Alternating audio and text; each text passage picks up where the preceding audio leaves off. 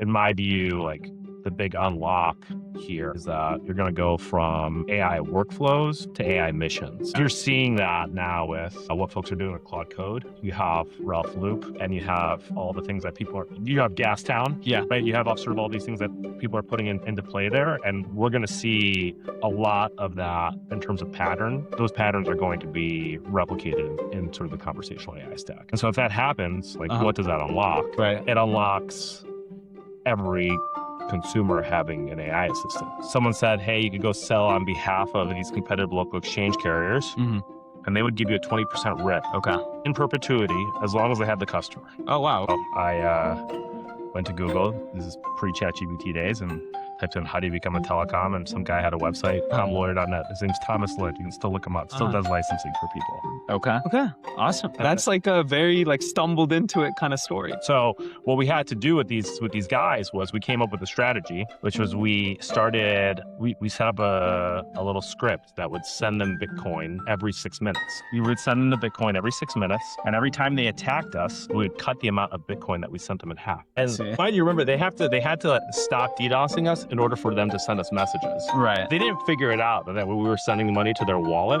until they did figured it out. Probably on the 7th attempt. We got lucky because it took them like 7 times. Right. And then the Dune references started coming out. They're like, the spice must flow. Sweet. Excited to be back on another episode of Skywatch here. Today, I got a very, very special guest, co-founder and CEO of Telnyx. Why don't you introduce yourself, kick it off? Yeah, hey folks, David Casem here, co-founder, CEO. I sit mostly on the product engineering side. Love talking to customers, obviously, but enjoy the tech side. Yeah. I typically like to just try to understand how you started Telnyx. You've been doing this for a while now. Yeah, you've been at it for a long ass time. I'm an old dog. Yeah. I'm an old dog in the game. Yeah. So tell us a little bit about your founding story. I was reading a little bit about it. You're not a traditional tech background. No. Right? I mean, well, I've been doing tech since I was a kid. Yeah. But I went to a liberal arts school and studied econ. So different in that regard. Right. I did the same thing. Did you? I went to Chicago. Oh, nice. Yeah. And I did econ there as well. Very similar to Smart Bar in terms of the vibes. A lot of kids from my high school actually went to Swarthmore. Right? Yeah. A lot of them went there. I did CS too, though, but yeah. Oh, I took plenty of CS. Yeah. That's super cool. So I was doing Visual Fox Pro as a kid. I was like 10. But so I mean, the story goes, all my classmates were pretty well off, or many of them were. So we have a great financial aid program at the school. But I wanted to make an extra couple bucks. Yeah. And in high school, I started doing IT work for folks. Gotcha. And then someone asked me to install a phone system. It was an old Nortel system. Okay. You used to press ** 26644. Which was how you got into the configuration. Yeah, I wouldn't know. No. Before your time. And it had like 66 blocks, which you had like a little punch down tool to put in your 2 wires per line. You're really dating yourself. I am. I am. Okay. We'll talk about the future stuff too. Yeah. I can play that game too. Yeah. But what happened is I was doing all the Linux distro stuff too. Right. Linux was just sort of coming on the scene in a meaningful way. And somebody had created an application called Asterisk, which gave you the ability to configure a Linux box as a phone system. Right. And you could use it using the lab stack. So you could just write PHP, have a dial plan, answer phone calls, do cool stuff. It was awesome. I was going in and selling it to businesses. I was selling it. These are the pre-Uber days. Oh, okay. So limo companies were owner operators. I mean, they mostly still are. And they needed to have like a professional presence. Right. So they wanted an IVR. Thank you for calling Chicago Limousine. Press 1 for whatever. It would all route to the same guy. Was in Chicago at the time. It was. You grew up there. I did. Okay. Nice. Do you like Chicago? I love Chicago. I love Chicago too. Yeah. I was only there for 4 years, but I think it's a great city. And you're still based there? No. I'm in Austin now. Okay. Austin. Yeah. So problem with that whole business is there's no recurring revenue. Right. That's a problem. That's a problem. Yeah, install a phone system. They're like, I'll pay you for the phone system. So trying to figure out how to do recurring revenue. Someone said, hey, you could go sell on behalf of these competitive local exchange carriers, and they would give you a 20% RIP. Okay. In perpetuity, as long as they have the customer. Oh, wow. Okay. That's pretty good. Yeah. Well, that naturally begs the question, if they're able to give you 20% off the top, how much money are they making? Right. Yeah. So I went to Google. This is pre-ChatGPT days, and typed in how do you become a telecom, and some guy had a website, tomlawyer.net. His name's Thomas Lynch. You can still look him up. He still does licensing for people. Okay. And started Telnyx. Okay. Awesome. That's like a very like stumbled into it kind of story. Yeah, totally stumbled into it. Nice. Yeah, and then one thing led to another. You sort of figure things out as you go. Right. So you never like, was it a desire for you like early on, like want to be a founder, like start a business, like all of that, or not really? Maybe like on the I didn't really do well working for other folks. Sort of made sense for me to go out on my own. But if you would have asked me, are you going to do telecom stuff? I probably would have been surprised. Yeah. Yeah. Yeah. And it's been good so far till now. I mean, yeah. And it's lots of ups and downs. Lots of ups and downs. Yeah. Okay. Every step of the way. Every time you think it's okay, then something comes out of left field. Right. Yeah. Gotcha. So it's a constant struggle all the way through. Gotcha. Makes sense. Yeah. Which is okay. You just got to stay in the game. Yeah. You just got to keep going. Just got to keep going. So you said you're mainly based in Austin, but I assume you spend a good amount of time in SF then. More and more. And Telnyx is it fully remote, or are you guys? Yeah, we're pretty much remote, and we have some satellite offices. Right. So I mean, we have SF, we have Denver, Amsterdam, Dublin, Sydney just opened. Okay. We're doing Dubai now. Yeah. So we have a lot of contingent of folks, and totally global. Yeah. Yeah, we were very global very early on. When we were still sort of in, everyone has an office land. We had a Chicago office, and we opened our first office at 20 people in Dublin. Gotcha. So it's always been a part of our culture. Gotcha. Yeah. Super cool, Matt. Super cool. Okay, so that's a little bit about how you started. I feel like Telnyx does a lot of stuff now. We do. That's just beyond how you guys started. You want to walk through that a little bit as well? Yeah, I mean, I think you can just think of us as sort of tackling the whole stack, right? We sort of took a bottom up approach, which is very different. I mean, for the longest time, we were primarily competing with Twilio. So Twilio is very much a software company, right? Right. They came in, they said, hey, we're going to write APIs that developers can use. Yeah. And they did that on top of the... Right. Effectively, they were operating in one cloud land. They did it on top of AWS. I think they used some Asterisk mostly. And then relied on the incumbent telcos to provide the underlying services. And so we sort of approached it from, how do we put ourselves in a position to long-term compete with the likes of a Verizon or an AT&T and not participate as a big customer, but instead a peer. Right. Right. And so took a little bit longer, required a lot more infrastructure, but I think time has shown that it's put us in a relatively good place vis-a-vis the rest of the folks that tried to get into the CPaaS game. Gotcha. And how are you thinking about it now with obviously if you go to Telnyx's website, the big brand is conversational AI agents, it's text to speech, it's speech to text. Yeah. How are you guys thinking about it now with all of the, the infrastructure beyond just base telephony into more infrastructure to build agents as well? Yeah, I think we've certainly leaned into the AI stuff. I mean, organizationally, to product perspective. I mean, if you think about it, just makes sense, right? We're at the network layer, right? We have the global POPs. We have multi-cloud infrastructure. We have our own deployed infrastructure. What is the dependency to be able to offer up STT, TTS, LLM, right? And ultimately orchestration. I mean, you don't even need GPUs for orchestration, but the other components just require you to have some GPUs. So for us, it was okay, we'll just deploy some H200s, soon B200s, B300s, depending on where things go. We did AMD for a while, big mistake. Don't do that. Be warned, do not do AMD. And so we're able to sort of solve the physics problem, right? I mean, that's what it comes down to. If you're going out to 3 or 4 disparate vendors across multiple cloud providers, and everyone's using someone different, right? Depending on where they're going to get the best deal on GPU So it just made sense for us to be able to offer that up, give people a better experience, and ultimately do it for less, right? And so do you find a lot of people just kind of using everything or that you guys provide, or are they still doing a mix and match play when you think about it?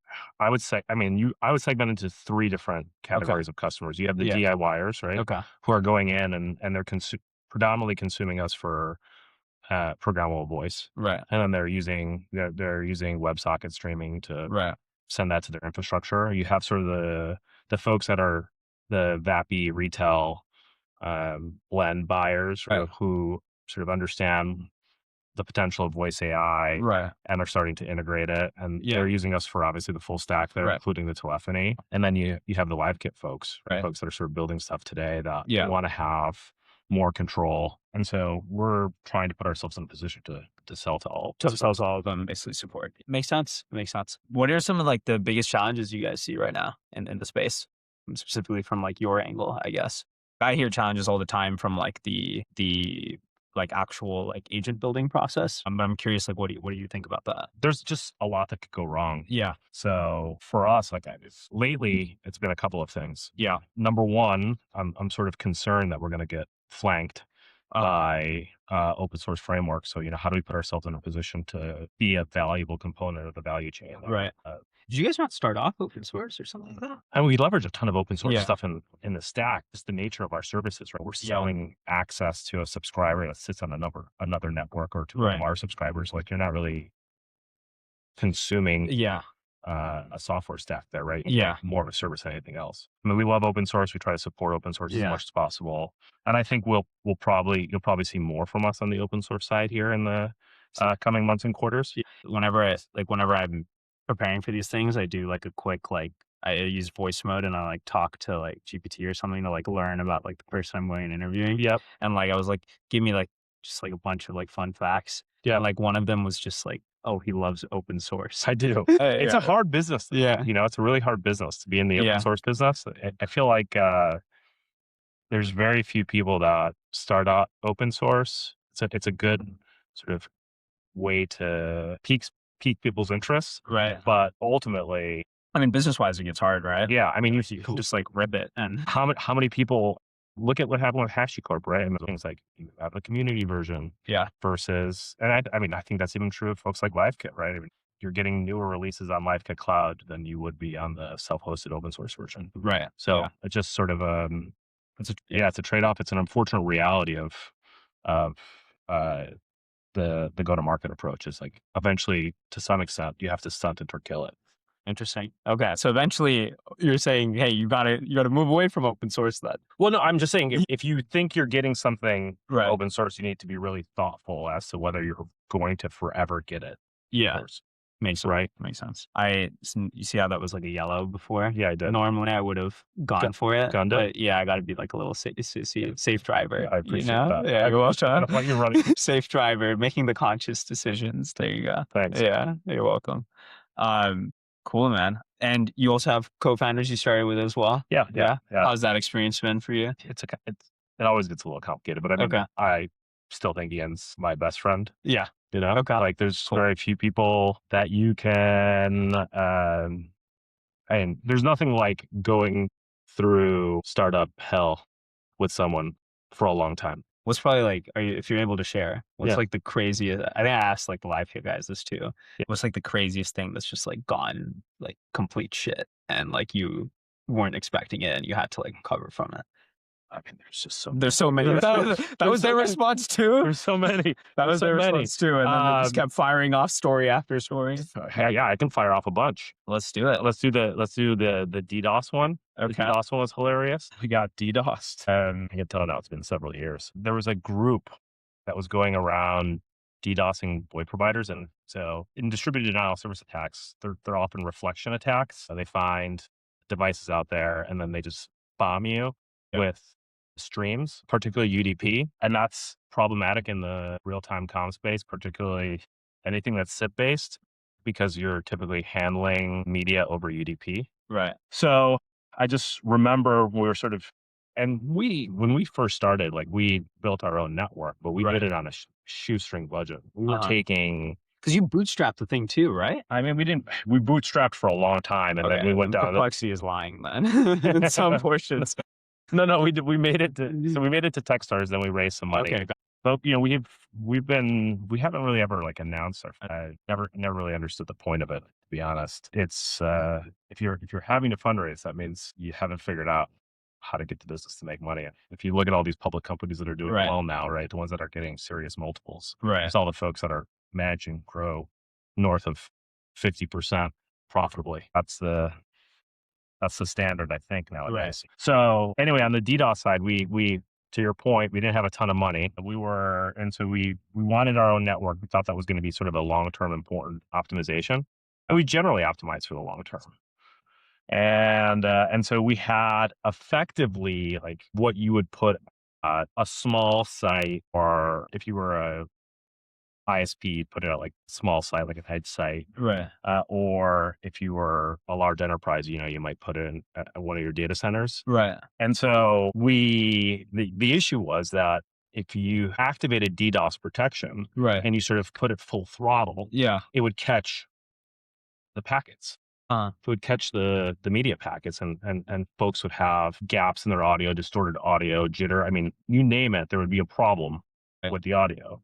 But if you sort of pulled it back a little bit, then you'd get saturated, right? And the network would fail. So we were sort of stuck. And so these guys, the way they would communicate with us is that they would spam our website with a message. So they do like telnyx.com/ Right. and then like, we are attacking you, all using underscores. Send us Bitcoin to the Send us Bitcoin to the following. All in the URL. Like in the URL, exactly. Okay. Send us Bitcoin to the following address, or like we're gonna keep going. Oh wow. Okay. So the question is like, what do you do? Right. Because you know that if you send them the Bitcoin, Yeah. and it was a good amount of Bitcoin, if you send them the Bitcoin, they're just going to do it again and ask for more Bitcoin. Right. Yeah. It's not going to stop. So I think this was like around Thanksgiving, 4 or 5 years back. Oh, it was during Thanksgiving. Yeah. So that's lovely. So here I am, like trying to buy on the side. And by the way, this was right around the time where we were in COVID or around COVID, and so all the supply chain stuff was completely screwed up. Right. So you couldn't, even if you wanted to buy something like off the shelf, you couldn't. Everything was like lead time 48 weeks. Yeah.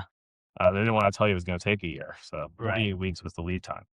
So I spent Thanksgiving, the entire time through the end of that year, going out and buying ISP, like serious. We were using ASR 9Ks, so Cisco ASR 9Ks on the secondary market, and trying to like what's the word here? I don't want to say like, trying not to show the market how badly we needed them, right? And not putting ourselves in a position. I mean, what happened was like when we started buying these things, we were like buying the individual components. Right. At first, we were buying them; it was $20,000. By the time we were done buying them, that same component was costing us $80,000, which was still a fraction of the cost of buying it brand new from the likes of Cisco. Right. But crazy so high. Expensive, yeah. Crazy high. So what we had to do with these guys was we came up with a strategy, which was we set up a little script that would send them Bitcoin every 6 minutes. So you did end up sending them Bitcoin. Oh, we did. Oh, okay. We would send them the Bitcoin every 6 minutes, and every time they attacked us, we would cut the amount of Bitcoin that we sent them in half. Oh, I see. Okay. So mind you, remember, they had to stop DDoSing us in order for them to send us messages. Right. But they didn't figure it out that we were sending the money to their wallet until they did find out. Right. They figured it out probably on the 7th attempt. So we got lucky because it took them like 7 times. Right. And then the Dune references started coming out. Like, the spice must flow. So the spice, we sent them the spice for a good period of time. Oh, wow.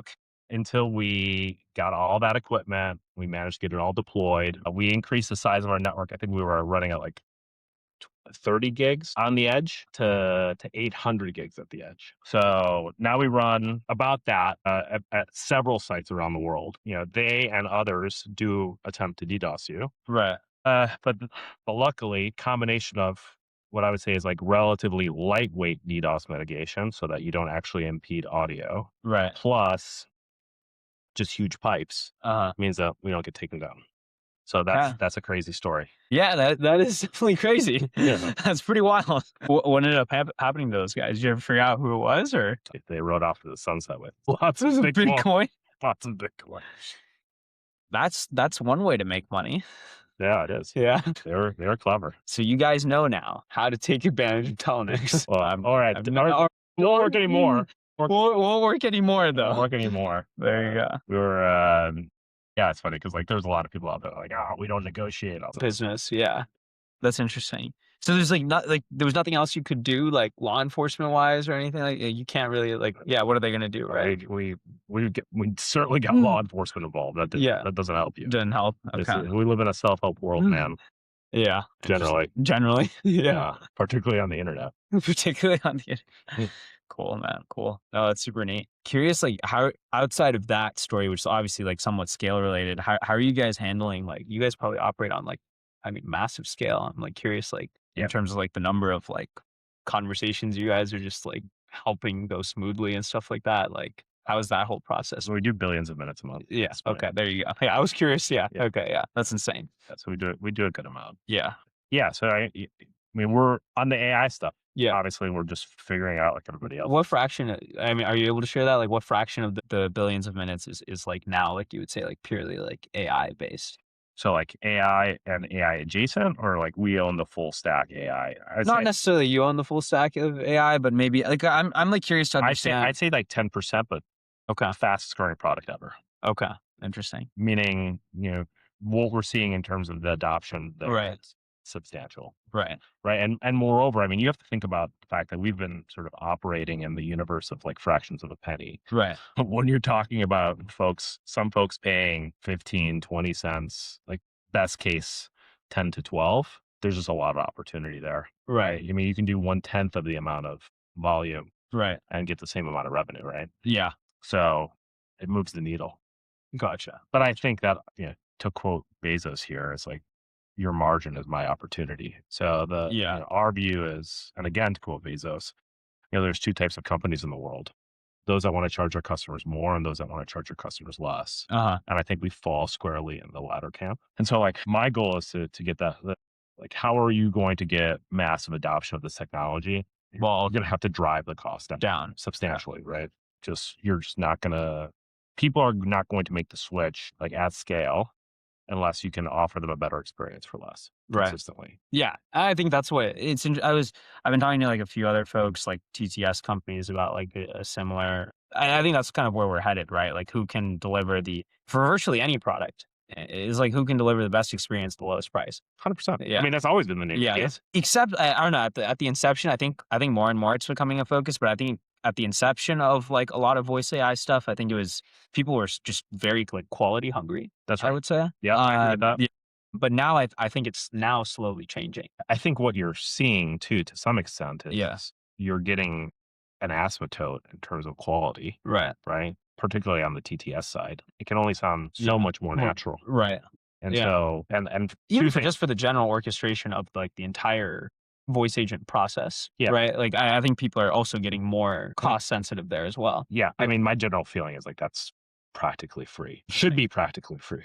I mean, even with the LLM, STT, that whole layer involved as well. I mean, I don't know about that. I mean, that's a function of GPU compute, and that market is interesting. Right. You're seeing efficiencies, right? A lot of folks are sort of moving to Rust, figuring out ways to drive more throughput with their models in order to get the cost down on a GPU compute basis. For the first time, you're seeing GPU prices bounce up a little bit, right? So that's going to be very driven by how efficient people can get and what happens to GPU prices long term. Right. Whether you have Jensen going out there saying, people are buying 2 or 3 generation old machine, which is true, right? And the price is sort of holding. So we'll see. We'll see if there's another big revolution that happens there, or what changes, or how people consume this stuff.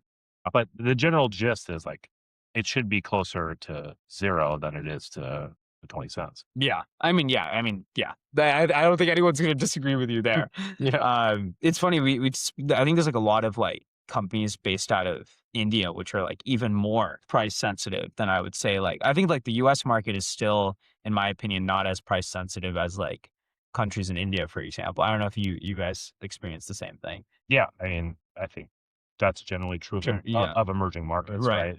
You have folks that are extremely price sensitive. Yeah. No, but I think that market's super interesting. We've done a lot of work in that market. We worked on a license. It took us 4.5 years to get a license there. In India? Yeah. Oh, wow. They're not even giving them away anymore right now. There's a moratorium on licenses while they... Yeah, because even the process of buying Indian phone numbers and all of that stuff is it's extremely hard. Yeah, it's just very... We've been doing a lot of work there. Yeah. I mean, we've been doing Yeah. And there's obviously a couple other regions around the world where we sort of see a lot of opportunity Yeah. that we're going to throw our hat in the ring. Right. Or we already have to some extent. Now we're just sort of augmenting those capabilities with AI things. Yeah. But yeah, no, I agree 100%. Yeah. That the price sensitivity there is higher, but you also have a substantially larger. Oh yeah. No, of course. There's Yeah, but just like a 1.5 billion people. Is the scale that you operate at is going to be like much more. What percentage of like the billion minutes that you guys do is like US based versus like some of these other markets? We're like 70-30 now. Okay. So, my hope is to drive that number down further with time. Right. Makes We sense. obviously want to be able to serve a global audience. Gotcha. I think that just Makes sense. for a lot of folks, right? I mean, we still have very much like a integrated go-to-market motion. Like our Right. customers are the ones that are ultimately going out and winning the enterprise. Like we're not going out and trying to close your favorite Fortune 500. Yeah. So Oh, you're yeah, not. no. I mean, we're mostly a developer product led Right. sort of. So like bottoms up at a company typically, or Well, I mean, a lot of times it's just like, what is the conduit? Right. For us, the Right. conduit is the ISV, right? Right. It's, look at the list of, however many voice AI startups that sort of raised money inside the last. there's a lot. I think it was there's- like I saw some crazy number. Like I think like $2 billion have gone sure, into like that's- voice that- AI or yeah, something that like sounds- insane. Yeah. Yeah. So we have sort of an opportunity, certainly at the telephony layer, Right. but increasingly with some of the other components Right. to be able to take a a piece of that, and Right. and they're going out and they're sort of doing the hard work of figuring out how to integrate with the enterprise. And there are certain. taking you guys with them. Yeah, that's right. Yeah. Makes sense. Makes Yeah, sense. I mean, I don't think it makes sense. But I was more asking for some of like your other product offerings. Is there a push at Telnyx to also try to offer some of those as well, or not really? What do you mean? Like I mean, like I've seen online, like hey, like you can put together like a voice agent and stuff like that as well. And, Yeah, I mean, I think that's demonstrative of our capabilities, Okay. right? But I mean, even that is mostly driven sort of in an integrated go to market, Got it. right? Like we're selling to folks that have uh, a captive audience of customers that they're Right. doing something with on the comm side, and we're Yeah. enabling them to be able to quickly drop in an assistant, Yeah. right? So it's still very much a Lego blocks business. Right. So like you'll see here, I mean, I've been sort of talking about it. Mhm. Like where we're going with this now is on the mobility side. Like Yeah. there's been a lot of investment. This is typical of the space, by the way, Mhm. the CX category. I think it's just because VCs just get it. Is that the word? I think it's a combination of like it's easy enough for folks to understand, and right there's like a huge lemming effect, right? So if someone backs a CX company, like, oh, you can do a CX company too. Let me like throw some money at you, and then Right. the next guy comes. You just go to like the G2 grid Yeah. on CCast.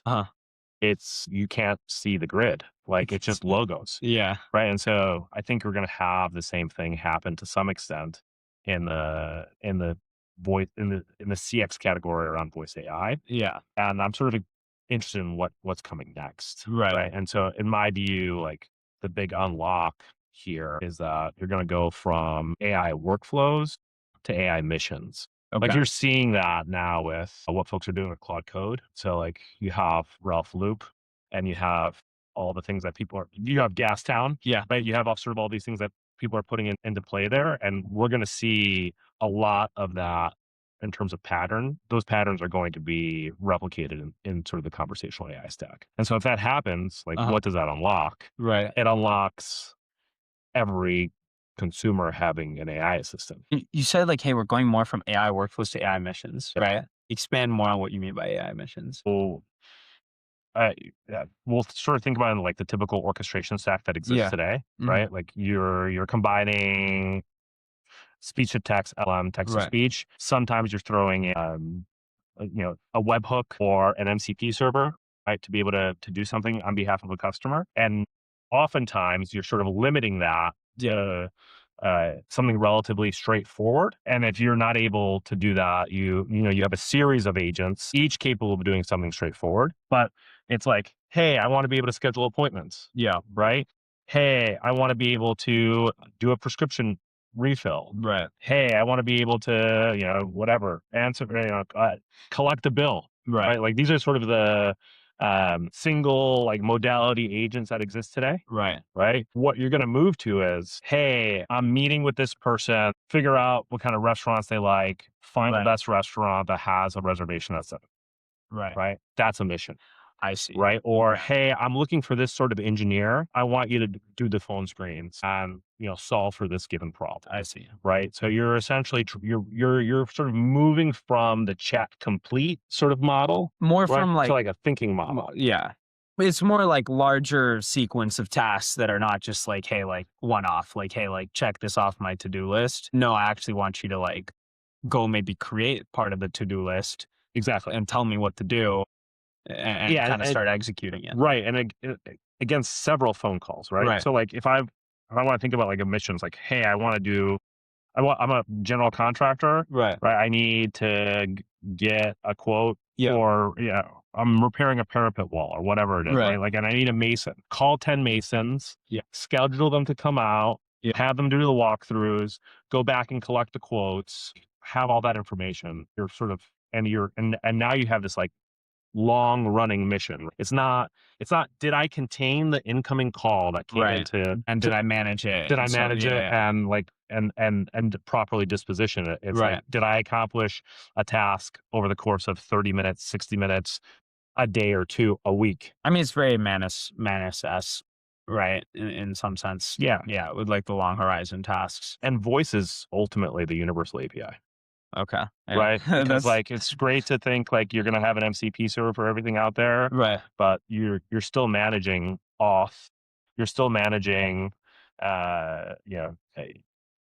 making sure that you sort of, that your LLM does the decoding properly, structures your JSON the way that you want it to, all of those things that like can go wrong. They just don't go wrong on a phone call. Right. So like I think it's very possible and very likely that at least for some period of time, you're going to have agents talking to agents. We see it already. That I'm also very bullish on. That already is happening. It's already happening. In healthcare specifically, you'll have like an agent talking to another person's agent. It's like, No, 100%. We received a phone call from a large insurance company that was like, hey, we're receiving phone calls from the following numbers. Can you guys connect us? We have some optimizations that you guys can implement on your side to make your agents work better. Right. Oh, that's hilarious. Right. So it's literally happening. It's happening. Yeah, it's happening. So I think, you're seeing it in certain verticals, but I imagine that it's going to happen everywhere, right? It's going to happen on, you're going to order food. I always laugh. Like, I didn't know for the longest time when you put a DoorDash order in and the merchant didn't have like a iPad. Yeah. They would literally get a phone call from the Philippines seriously putting the order in. Yeah. That's how it works. That's actually insane. I did not know that. Yeah. So now imagine like there's a lot of that happening everywhere globally. That's so interesting. And so like there's a lot of places where you're not going to put an iPad. Right. No, of course. But everybody has a cell phone. Right. And so, I mean, my view too. I mean, it's not even cell phone based. It can be literally like, it doesn't have to be a cell phone for voice to be a part of the conversation. It doesn't. But, I think, again, and I may end up being wrong here. This may end up aging poorly. But it's been really interesting to me is that a lot of the folks that have leaned in on the AI space are so WebRTC centric. But if you sort of look at the general implementations that exist out there, how these things are being consumed, ultimately they're being consumed over SIP. There's a lot of, I would say the vast majority. People are not interacting with a voice agent over a browser. They just aren't. Yeah. So that's the sort of part where we've been able to demonstrate a tremendous amount of strength. HD calling, for example. Right. And now we're sort of extending that experience into the mobile device itself. Oh yeah, that makes sense. So like, people install apps on their phones. Yeah. They don't make phone calls from apps. Outside of maybe WhatsApp. I was just about to say, there's WhatsApp. There's WhatsApp. Yeah. Outside of WhatsApp, right? Yeah. And by the way, that's like very bifurcated. Yeah. That's like very highly geographically dependent. Like you can't do it in MENA. Like if you're in the Middle East, WhatsApp just doesn't work. Right. And there's lots of places where, folks don't use the PSTN at all. They only use WhatsApp. Right. But generally speaking, like even the States, right? Yeah.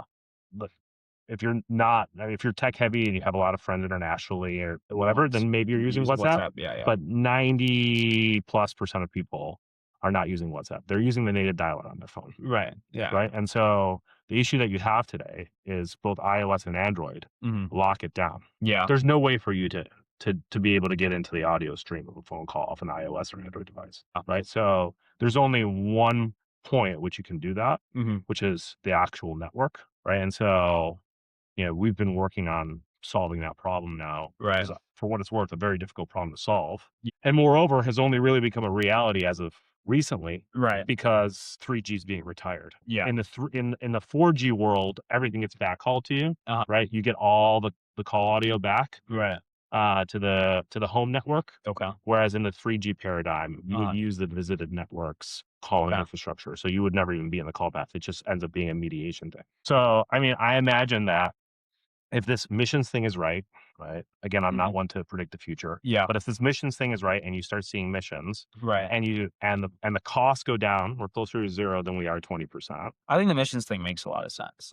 We should be moving away from workflows. Workflows is how like IVRs are built. That's right. Yeah. And with agentic and AI technology, like it's actually been my like biggest frustration about workflows. Well, it's a huge anti-pattern. Yeah, exactly. We did, like, when we were using it internally, we were doing this. It was so funny. You have to be like just willing to hit the reset button in this space all the time. Yeah. Or anything sort of it's in AI because it's moving so quickly. Yeah. But we did a ton of scaffolding. So we built out these AI assistants that would help customers troubleshoot their issues, manage things internally. And it was like, scaffold, sonnet, scaffold, sonnet, scaffold, sonnet, scaffold, whatever model, right? Yeah.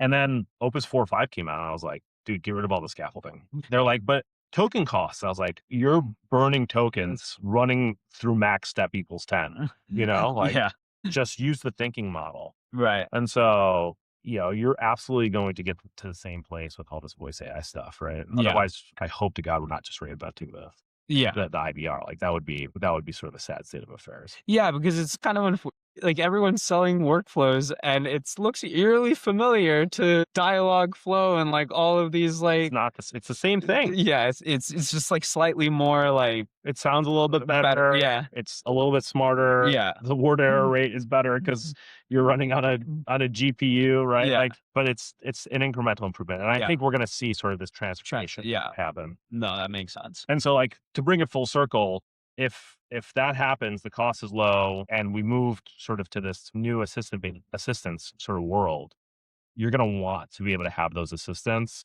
have native access to your call flow, be able to have context about your life, what you're doing, who you're talking to, and how to do a follow-up, right? So like, for us, like the perfect example is like I'm a salesperson, right? Like today I have to like install an app from a third party and like to make phone calls to my customers. Yeah. Like I'm likely not doing that. Right. I'm likely still texting them and calling them from my native dialer. Right. And so all that context is lost. The enterprise doesn't have it. Right. You can easily solve that by giving them an eSIM, connecting the voice stack of that eSIM back into an agentic platform. Right. And then having that obviously integrate with the rest of their systems. Yeah. Which is where I think like the most exciting opportunities lie.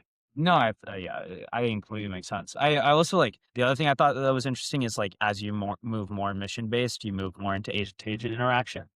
I was actually thinking about this, like I think like a couple months ago, I think I like tweeted about it. The scary thing about agent to agent interaction, in my opinion, is how you do like identity verification, which is like I don't know if that's like a fully solved.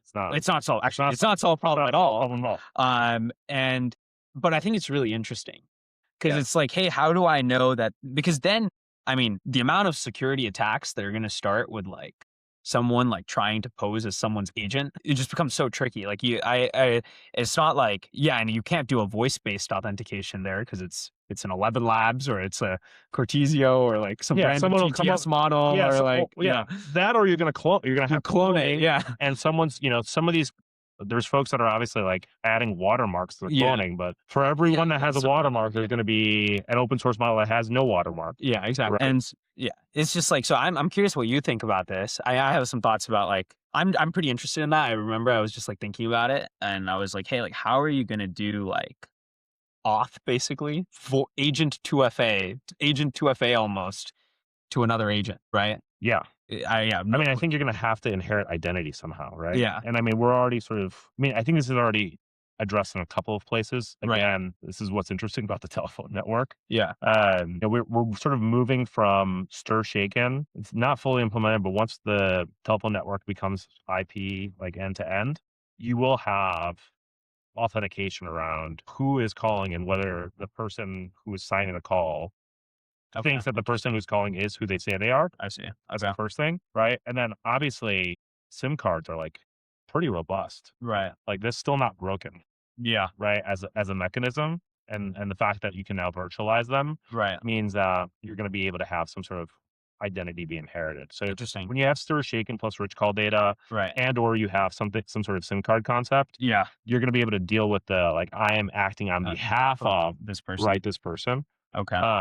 I think that's probably where, like on the voice calling side, I lean toward it. Right. Yeah. No, that makes sense. I think that definitely makes sense. What are you thinking? So I was thinking about it even broader beyond voice. Okay. Because I was like, hey, like, because I mean, like, yeah, of course, like agent interactions will happen like voice to voice, right?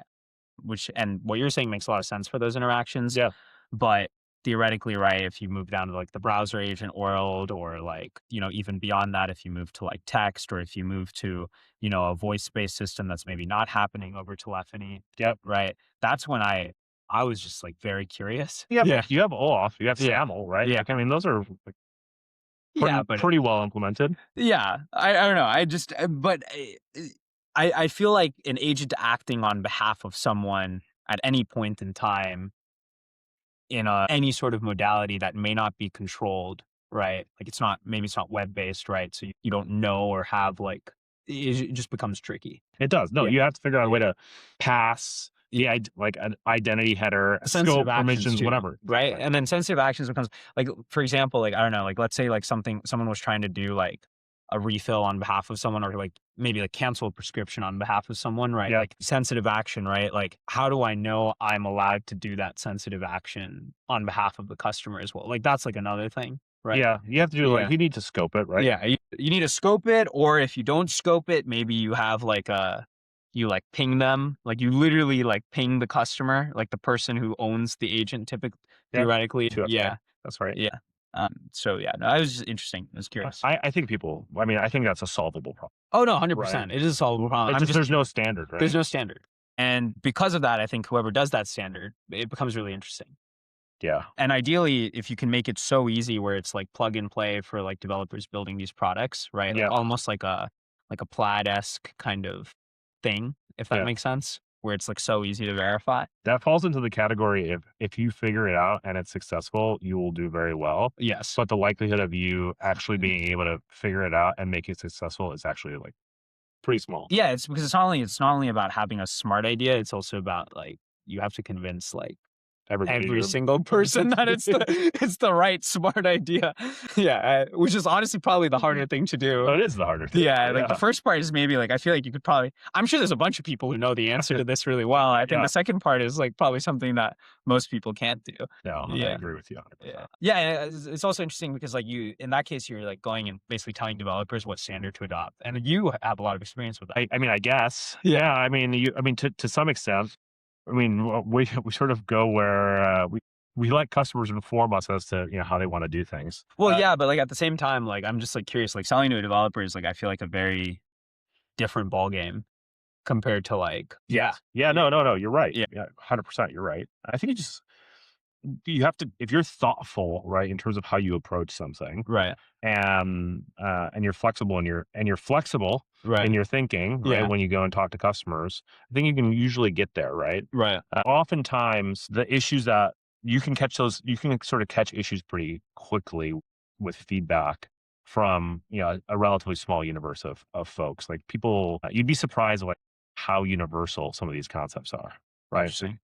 Now that's sort of like the benefit of the sort of nouns, verbs approach. I mean, and look, by the way, for what it's worth, like to some extent, when we were doing the telecom stuff, we were driven by the standards in the industry, right? And then Twilio sort of came up with this idea of TWIML and nouns, verbs, and then programmable voice, and sort of created a paradigm that we were sort of able to operate within. We can't take any credit for like figuring out how developers want to be able to consume this stuff ultimately. Yeah. A lot of it was just borrowing and then doing it better based on the feedback that we were getting. Yeah. So I don't want to ever claim that we had any. We've had some original ideas, but most of our ideas are not original. Okay. Which is okay. Like I'm okay admitting that. That's really interesting. I feel like you're probably one of the first founders I've met that is maybe comfortable saying that, which is a good thing. I don't think it's a bad thing. Yeah. Yeah. Yeah. I mean, I'd be lying otherwise. Yeah. I'd prefer to be truthful. Yeah.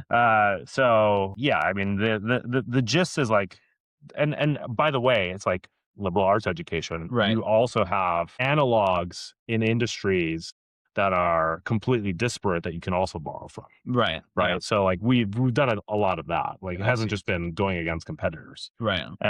Because we have obviously unique products in the market. Admittedly, like we've V2'd a lot of times. Yeah. Right. You don't necessarily get it right the first go. Yeah. And the other thing that's I don't think anyone gets it right the first go.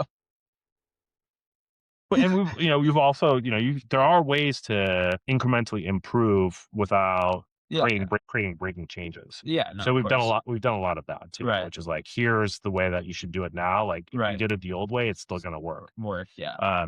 So you don't have to like have a perfect vision of what something is going to be. Like we're dealing with it now, like in in this mobile voice stuff that I was just talking about, like native dialer. Yeah. Like there's a lot of things that are a little like, oh, and it's like customers like, wait, I want to be able to do this. It's like, well, we didn't think about that edge case. Right. Like, how do we solve for that? Like, what's it going to look like? Yeah. In 3 months, now that we've identified this, what are the things that are adjacent to it? No, makes sense. But it's totally fine. It's totally fine. You just keep rolling with it. Yeah. That's the key. The key is just keep going. That's the one takeaway. Just keep going. Rule number 1, don't run out of cash. Don't run out of cash. Yeah. I've heard that one a lot as well. Actually, probably the most important. Rule number 2, see rule number 1. And then after that, just keep going. Because there are certainly like dark moments along the way that you have to just manage through, and you see on the other side. It's really funny. Like I feel like now I've been through a couple of like these hype cycles. Yeah. Because I saw when like CPaaS was like, COVID happened, and like people thought that Twilio was God's gift to software / telecom. And like every telecom company tried to become Twilio over the course of like 18 months. It was so funny. They were like rolling them up. We've never seen a successful telco roll up for what it's worth. And now we're seeing it to some extent again in like the general AI side, but certainly on the voice AI side. And in between, we had sort of the video thing that sort of emerged. Right. I remember like we even had offline events. Hopin. Do you remember Hopin? Does that name ring a bell? No, it doesn't. I think they raised like $500 million. Oh, really? Yeah, and then they sold the company for like $50 million during Central. Oh, wow. So, yeah, don't mistake. I would say don't mistake how much a company raises for its likelihood of success. No, of course. Yeah. Not that I thought Hopin had a bad product. I don't really know. I was never close enough to it, so I don't have an opinion on that. Just sort of looking at the outcome. Gotcha. No, I think it's really interesting because you have been through like a lot of different. How do you adapt? Like you just like, have you had to like rebuild like a lot of systems from like the ground up, or what's that process been like? And also like business wise, because I feel like it's not only a product thing, right? It's also like, I think it's a culture thing. I think the most important thing is culture. Okay, interesting. I've been thinking about that a lot, actually. I was just talking to somebody who was like telling me that their company is like going in a different direction. They're going to do more enterprise stuff. So they hit the reset button. They like fired a bunch of people, and now they're hiring like experts in, this new category that they're going to operate in. I see. I think that's generally a bad idea.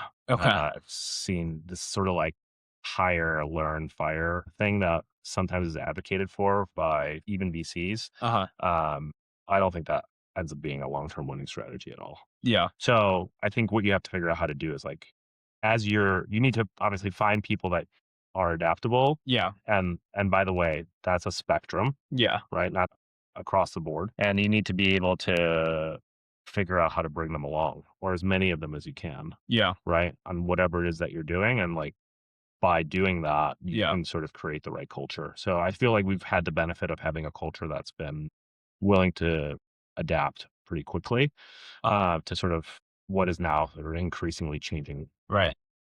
What culture are you guys going? Or like what culture? Like I'm just like in this. You are shifting it. Yeah. Yeah. Yeah. So I would say like what I've communicated to the team is like, we're uniquely positioned where we're large enough, we have scale, we're global. And we have our unit economics figured out generally. Right. Yeah.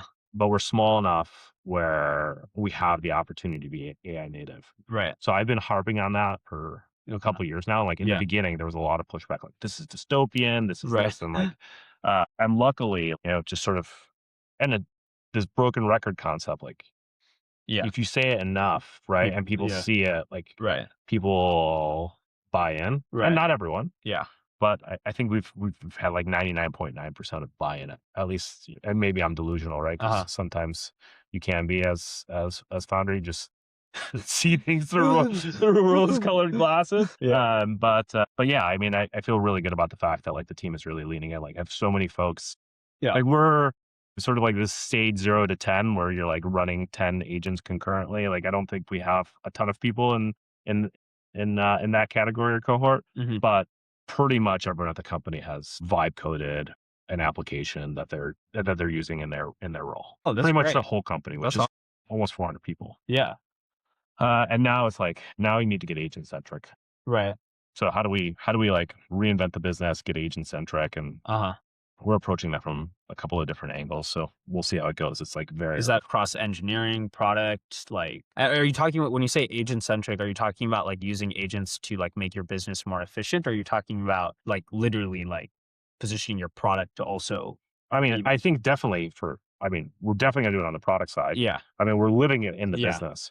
So the idea should be that like every function. Right. So there's very little work that I expect the team to be doing by the end of the year. i.e., right? Like the team should be mostly orchestrating and correcting the work that's being done by some sort of agent. And this is like across every business role. Every function. Okay. So like literally every function. But every business role you think like, hey, like someone should have an agent doing the bulk of the work. Yeah. And then that person's just making sure it's like, okay.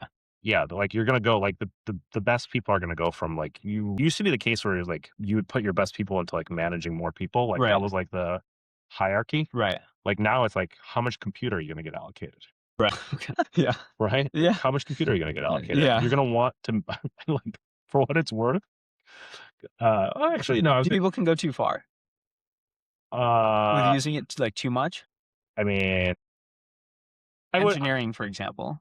I mean, I'd rather people go too far than not go far enough, frankly. Even on an engineering side, like just like vibe coding. What are you worried? What are you worried? What are we going to be worried about? We're worried about. I love this like new term. There we go. Slop. We went from AI bubble, to AI slop. That's like the new. That's like first was like, this is a bubble. Yeah. And now it's like, maybe it's not a bubble, but everyone's just creating slop. Sure. Okay. But like if you like understand engineering principles, and like you have good foundation, like good foundation, you're probably constraining, like your application. I think it would be very hard in like a monolithic environment. Yeah. Like if you're running a monolith, maybe like there's some real danger there. Right. But if you have a service-oriented architecture, you have microservices. Like how much damage can you really do? Yeah. Like we're certainly going to be in a place where, Opus, Next is capable of like cleaning up the slop code. And you need to solve for a couple of problems along the way around context, right? You have like a context, which is a RAG problem, right? To some extent. And then you have sort of this notion of like longer running tasks, like not losing your place, or having sort of multiple agents being able to tackle something. You don't want like a single spanning supervisor agent that only one person can run to like complete some sort of complex task. Yeah.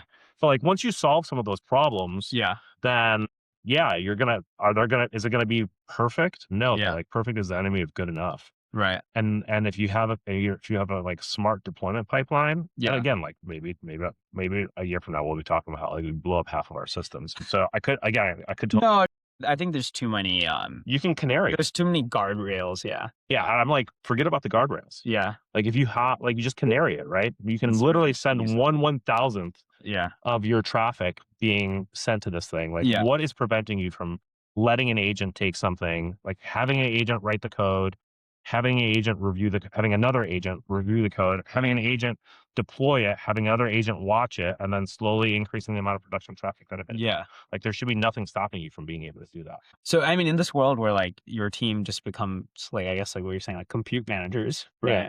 Like, do you guys ever like, do you think like just hiring slows down? I don't think so. Like Okay. we're hiring more people, Hiring more people? right? Like Gotcha. it's like this.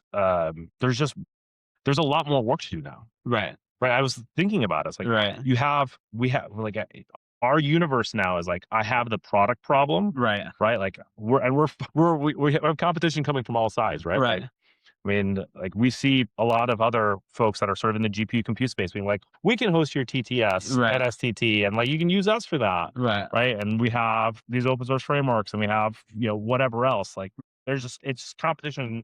We're operating in the most sort of competitive world that we've ever lived in. Right. So you have these product problems, and now you have what I would call AI factory problems. Right. Right. There's a whole Yeah. universe of like AI factory problems that you have to solve. It's interesting. It basically, hey, the work never stops. We'll actually just keep, when I was at YC, I think like Sam like Altman came and gave a talk for a bit, and I think someone asked him a very similar question that I just asked you, and he was basically like, honestly, like if you look at it from like the beginning of time, and he like went back all the way to like I don't know, like cavemen and like fires and stuff. Yeah. He was basically just like, dude, we'll just always find more work to do.